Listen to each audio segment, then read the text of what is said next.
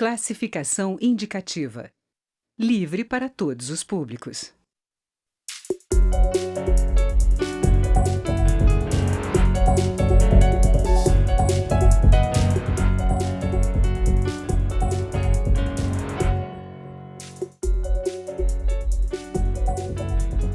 Olá!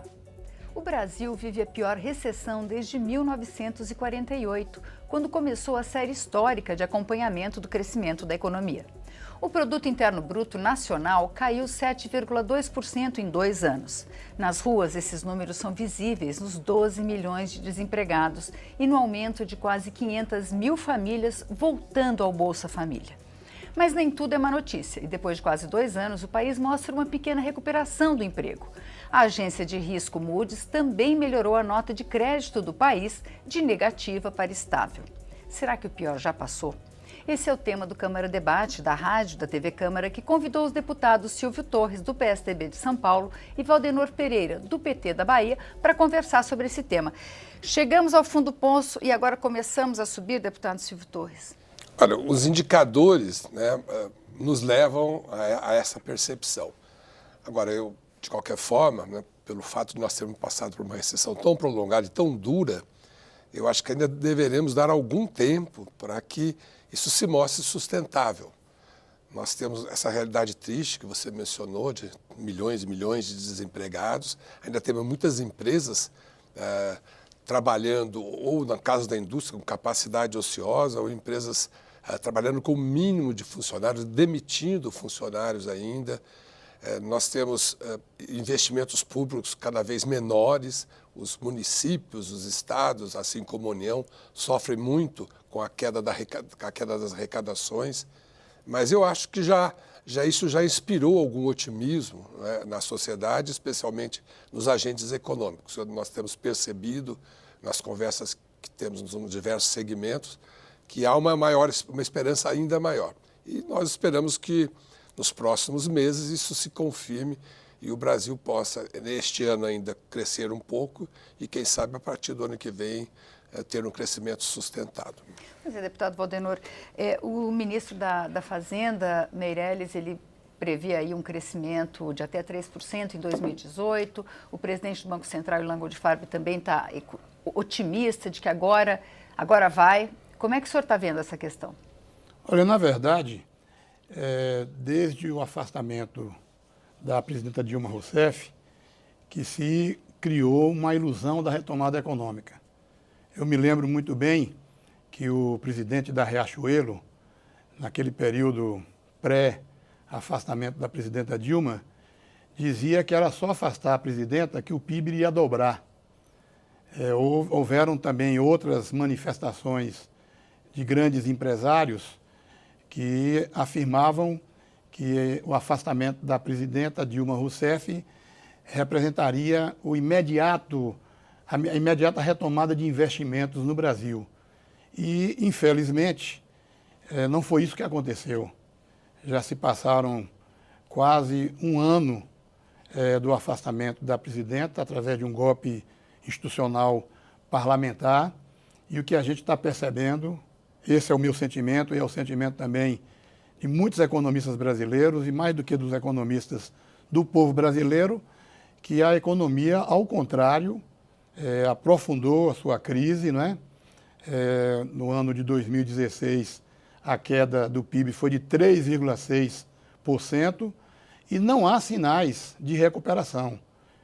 Com muita honestidade, inclusive do ponto de vista acadêmico, quero dizer que o governo Temer tem privilegiado o mercado financeiro, o setor especulativo, o setor rentista, em detrimento do setor produtivo.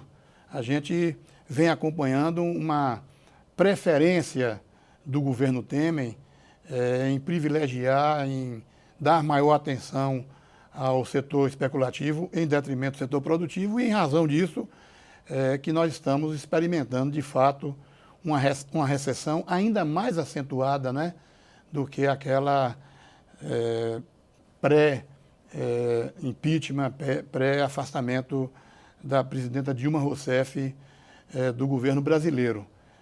Com o pesar, naturalmente, que a gente identifica essa realidade, mas do ponto de vista econômico, não se anuncia, não há nenhuma previsão, né, de recuperação da economia, tendo em vista a inexistência de um projeto nacional que pudesse permitir esta recuperação.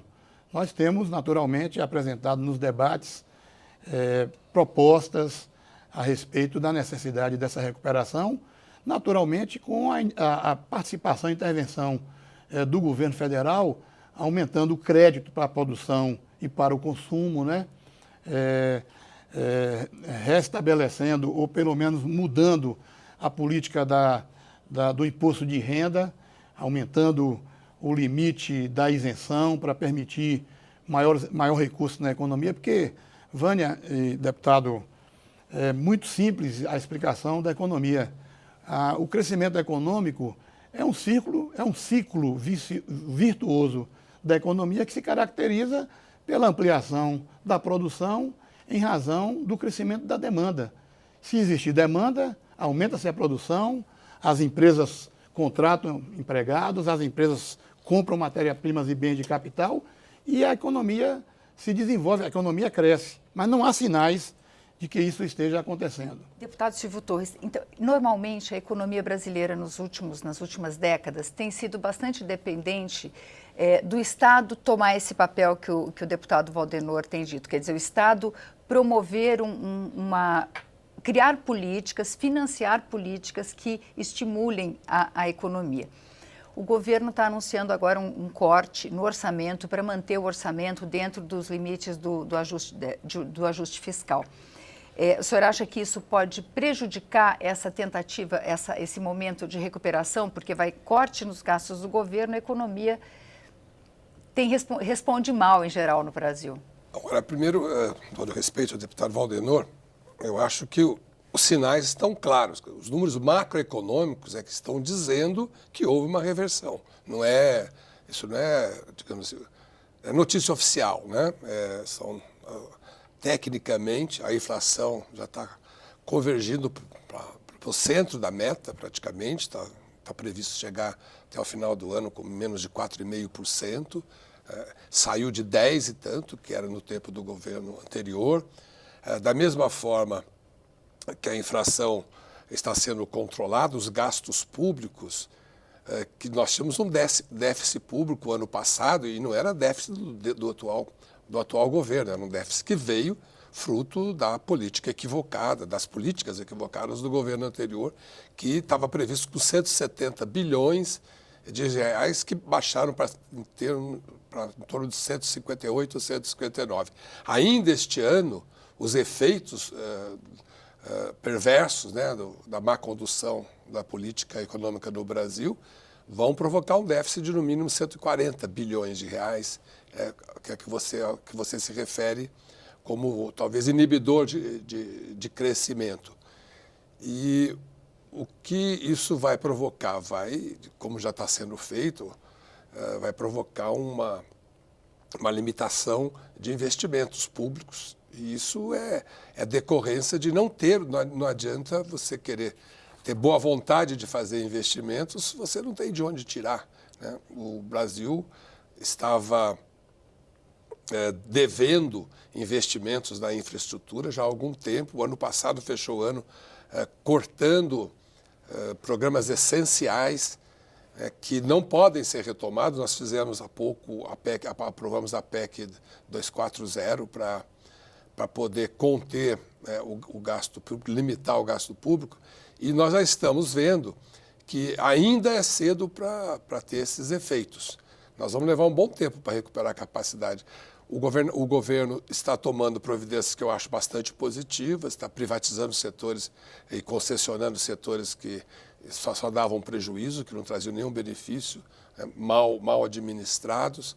Ao mesmo tempo está com projetos como o da repatriação, que inclusive não era desse governo, era bem anterior, que está trazendo mais recursos, uma segunda fase de repatriação, e isso pode ajudar a conter esse déficit. Mas ainda eu concordo que nós não estamos no melhor dos mundos, mas com certeza num mundo muito melhor do que nós estávamos no governo anterior, sem nenhuma perspectiva. nenhuma segurança para investimentos, a população descrente da capacidade do governo, e nem vamos falar dos problemas de corrupção, que isso, o efeito que isso tem na descrença e na desesperança do povo. Mas o que pode ainda animar o povo brasileiro é a recuperação da economia. E não vai ser adotando a mesma política equivocada do passado é que nós vamos conseguir isso. Deputado Valdenor, o senhor estava citando algumas medidas que poderiam melhorar a recuperação da economia, entre elas o senhor citou rever a tabela do imposto de renda. As políticas que o seu partido e que o governo do presidente Dilma e até do presidente Lula assumiram foi de estimular o consumo, de estimular a retomada, mas às custas do Tesouro. Isso gerou um déficit muito grande. Até essa questão da tabela do imposto diminuiria a arrecadação do governo federal. Como é que se resolve essa questão de você conseguir manter um equilíbrio fiscal e, ao mesmo tempo, estimular a economia?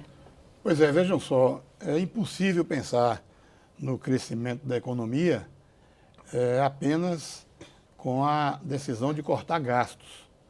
O presidente Michel Temer já está sendo intitulado, chamado de homem-tesoura, que só sabe cortar, cortar, cortar, cortar.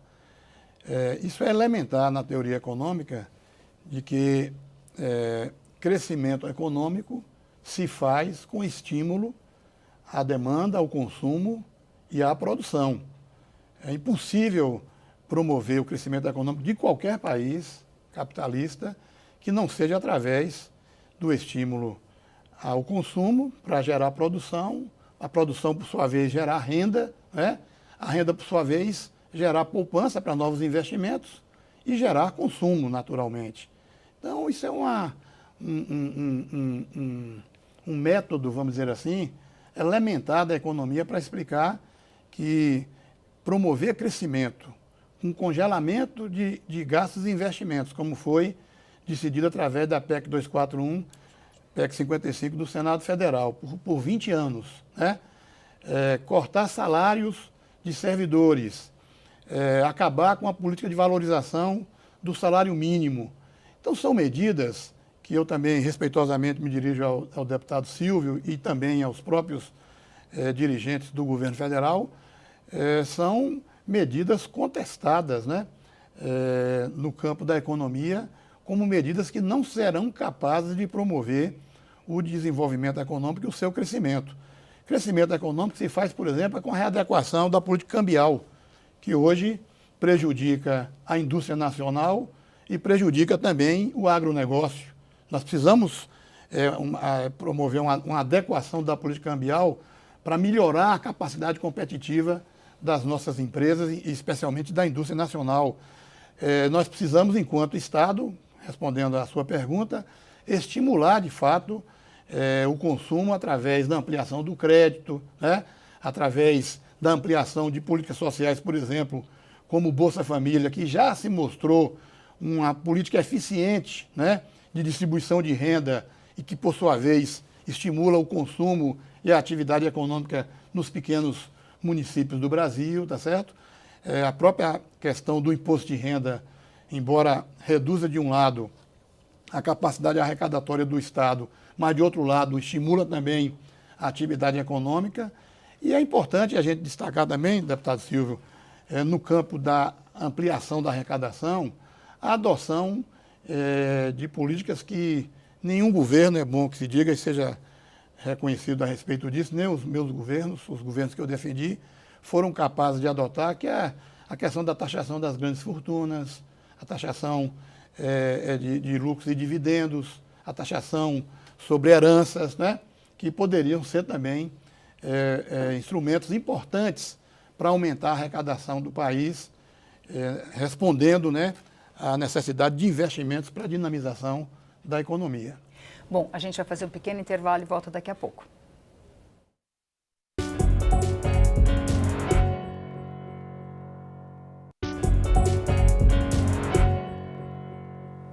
O Câmara Debate está de volta. Hoje nós estamos discutindo a recuperação da economia com os deputados Valdenor Pereira, do PT da Bahia, e Silvio Torres, do PSDB de São Paulo. Deputado Silvio Torres, o senhor falou do problema de confiança. O governo da presidente Dilma foi abalado por uma crise grave de confiança, uma crise política muito grande que ela tentou administrar. No momento, o governo do presidente Michel Temer tem sofrido muitas denúncias, tem se fragilizado com diversos ministros sendo acusados com denúncias de corrupção e coisas assim. O senhor acha que isso pode prejudicar essa recuperação econômica?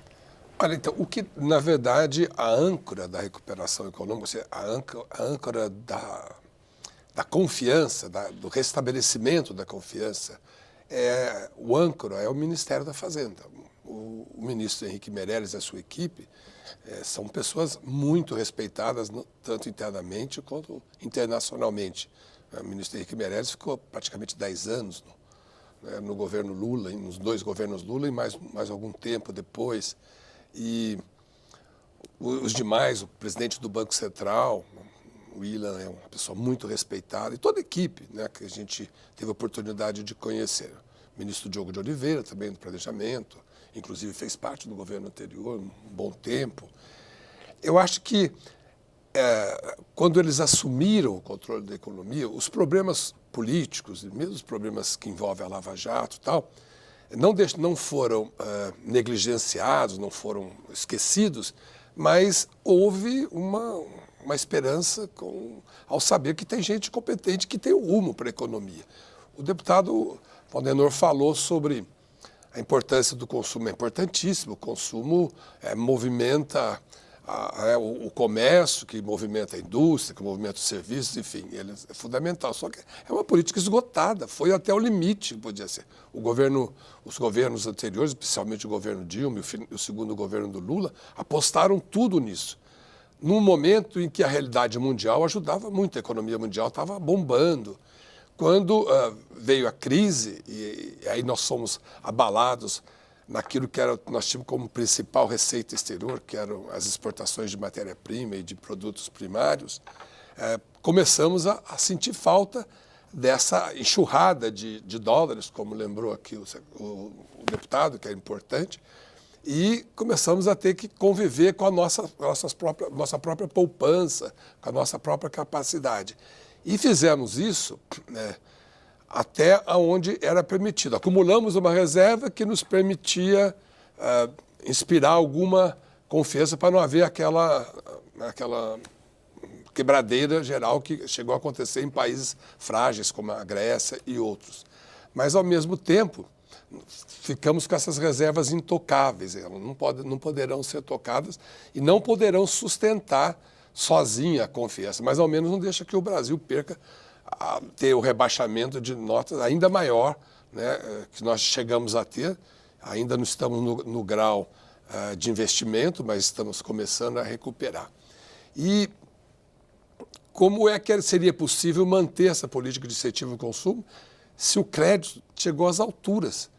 Nós, no início, quando falamos dos sinais de recuperação, deixei de citar a questão dos juros. Nós baixamos 3 pontos nos juros que são cobrados. E isso, deputado, isso aí contesta o que o senhor disse, dizendo que o governo Temer está favorecendo, né, os especuladores ou as instituições financeiras. Ao contrário, né, eles estavam sendo favorecidos quando o juro estava em 14,25%. E a previsão é que chegam ainda um dígito apenas até ao final do ano. Então, o que nós precisamos fazer para sustentar um crescimento e não ficarmos com voos de galinha, nem querendo nos, como é que se diz, ficarmos refastelados, né, em situações passageiras, como foi o caso do crescimento de 7,5% em 2010, nós temos que fazer aquilo que o Brasil ainda não fez, fazer as reformas de base, insistir na política de contenção de gasto público, do enxugamento da máquina, fazer as reformas necessárias. Nós estamos debatendo a reforma da Previdência. A gente vai conversar sobre a reforma na próxima conversa. E outras reformas que nós estamos debatendo. Eu acho que isso é que vai nos dar a segurança da retomada. Deputado Valdenor, diferentemente da presidente Dilma, o presidente Temer parece contar com um Congresso uma base bastante sólida. Isso e a confiança na equipe econômica, o senhor acha que é suficiente para resistir a uma crise de confiança? Olha, em primeiro lugar, queria dizer ao deputado Silvio que a redução da inflação e da taxa de juros aconteceu e está acontecendo muito mais em razão do alto grau de recessão da economia brasileira, tá certo?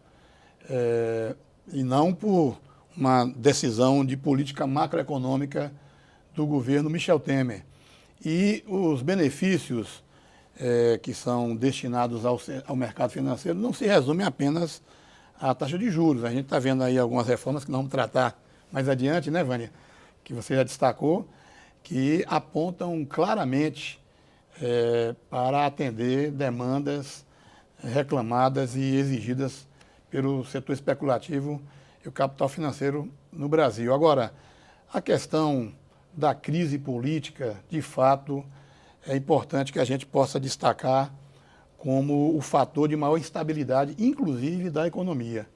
Eu diria que o âncora, na verdade, que nós poderíamos destacar, diz respeito à legitimidade política do presidente Michel Temer, porque não foi eleito para ser o presidente do Brasil.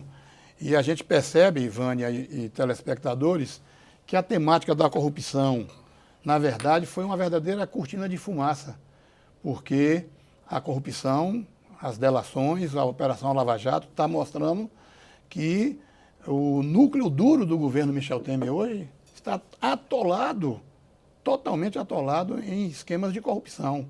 E são os delatores, a própria Operação Lava Jato que estão provando isso. Alguns ministros já foram afastados, outros deverão ser afastados, provando que a utilização temática da corrupção, como aconteceu em outras fases da história do Brasil, teve um endereço certo, que foi retirar direitos sociais e trabalhistas do povo brasileiro. Aí estão as reformas, que você disse que vai tratar logo mais, que comprovam o desejo, a sanha, né, deste governo de retirar direitos sociais e trabalhistas do povo brasileiro, especialmente dos trabalhadores. Bom, eu queria encerrar com a questão das reformas, elas mereceriam um programa todo para elas, mas eu gostaria de saber, o ministro Meirelles condicionou essa expectativa, esse otimismo todo que ele está de crescimento da economia, à aprovação das reformas. A gente está vendo a reforma da Previdência tem uma grande resistência popular, e tem tido grande resistência, inclusive, no Congresso. O presidente tem retirado setores dessa reforma paulatinamente. Qual a expectativa que o senhor tem de aprovação das reformas aqui no Congresso? Bom, mais rapidamente que a gente puder, mas... O presidente Michel Temer também tem insistido, né, na importância das reformas, e a Previdência tem sido colocada como uma das principais. Eu não tenho dúvida que é necessário fazer uma reforma da Previdência. Nós estamos num descompasso com ela há muito tempo, né? Foi tentada no governo Fernando Henrique, eu estava aqui, avançamos um pouco. No governo Lula, no primeiro governo, também houve um avanço com relação especialmente aos servidores públicos federais. Ele não avançou além disso, infelizmente, poderia ter avançado. Tinha capital político para isso naquela época. E agora é uma nova tentativa realmente mais difícil, porque o governo, evidentemente, não é um governo que foi eleito com essa bandeira. E esse é um governo de transição, isso é sabido, né? Ao contrário do deputado, eu não acho que foi um golpe, eu acho que foi um processo conduzido democraticamente e dentro de todas as normas legais, jurídicas, acompanhado pelo Supremo Tribunal Federal, mas essa não é uma discussão. Então, a reforma da Previdência talvez não vá ser, aliás, já não vai ser a mesma que foi mandada. O próprio governo retirou os estados e municípios da reforma e deixou isso a cargo das Assembleias Legislativas e câmaras municipais. A reforma trabalhista, na minha opinião, ela sempre foi urgente. Nós fizemos políticas equivocadas ao dar subsídios, incentivos, retirando...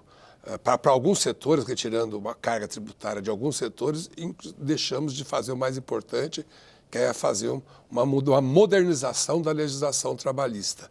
E, da mesma forma, nos falta fazer alguma coisa mais urgente na questão da reforma tributária. Então, eu acho que esse conjunto dará a todos nós uma segurança maior, principalmente aos investidores. Mas, para finalizar, que eu sei que nós estamos chegando ao fim do programa, para dizer que eu acredito que o Congresso Nacional e a sociedade vão chegar a um entendimento sobre a melhor condução para a reforma da Previdência, especialmente, que é fundamental. Deputado Valdenar. Olha, eu me considero um reformista social. Eu sou a favor das reformas, reforma política, reforma agrária, reforma das comunicações, reforma tributária, e também sou favorável à reforma da Previdência e trabalhista. O problema é que a PEC 287 não é uma reforma. Ela, na verdade, ela acaba com a aposentadoria do povo brasileiro. A exigência de 49 anos de contribuição para se ter o salário, a aposentadoria integral, representa o fim da aposentadoria.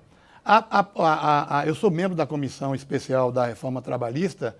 Essa reforma, ela rasga a CLT, ela joga no lixo a CLT. Esse aqui é o problema. E o projeto de lei 4302, que ele absorve 80% do conteúdo da reforma trabalhista, e ele é muito pior do que a reforma trabalhista, porque ele inclui a prevalência do acordado sobre o legislado, ele inclui a questão da contratação de temporários com prazos maiores do que está no projeto da reforma trabalhista, ele inclui, pasmem, a quarteirização, não é terceirização só não. Empresas terceirizadas vão poder contratar outras empresas para o cumprimento de serviços. E o pior é que esse projeto de lei, que é da época de Fernando Henrique, de 98, ainda do período de 98, né? Ele, além de todas essas maldades, me permita assim destacar, ele traz no seu bojo muitos prejuízos, vamos dizer assim, para os trabalhadores de uma forma geral, porque eu teria que tecer muitas considerações e o tempo não seria permitido. Portanto, nós somos favoráveis às reformas. Eu, particularmente, sou favorável.